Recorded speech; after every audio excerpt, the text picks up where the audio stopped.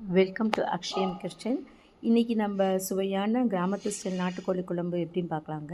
First நாட்டுக்கோழி 1.5 kilo வாங்கியாச்சுங்க. அதோட 2 பச்சை மிளகாய் போட்டு அதோட மிளகாத்தூள், மஞ்சத்தூளுங்க, வரமிளகாத்தூள் எல்லாம் போட்டு நல்லா கொதிக்க வைக்கணுங்க. அப்போ 1.5 கிலோ சிக்கனுக்கு 1 கிலோ வெங்காயம் சின்ன வெங்காயம் நல்லா எடுத்து வணக்கணுங்க. அதோடு சேர்ந்து பட்டை, கிராம்பு, சோம்பு, கசகசா இந்த மசாலா பொருள்லாம் வெங்காயத்தோடையே போட்டு நல்லா வணக்கணுங்க. கொஞ்சம் தேங்காய் போட்டு அதை நல்லா மிக்சியில் போட்டுங்க நெகு நெகுன்னு அரைச்சிக்கணுங்க. அரைச்ச விழுதை இப்போ வெந்துட்டுருக்கு இல்லைங்களா சிக்கனு, அதோடு சேர்த்து போட்டுக்கணுங்க. போட்டு அதுக்கு தகுந்த தண்ணி கொஞ்சம் ஊற்றிக்கணுங்க. நம்ம எந்த அளவு தண்ணியாக வேணுமோ அந்தளவு தண்ணி ஊற்றிக்கணுங்க. தண்ணி ஊற்றி அதுக்கு தகுந்த உப்பை போட்டு நல்லா கொதிக்க விடணுங்க.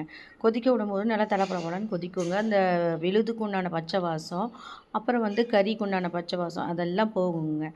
நாட்டுக்கோழி யூஸ்வலாகவே வேகிறதுக்கு கொஞ்சம் லேட் ஆகுங்க. அதனால் நல்லா சிம்மில் வச்சோ இல்லை குக்கரில் 4 சவுண்டு விட்டோ வேக வச்சிடணுங்க.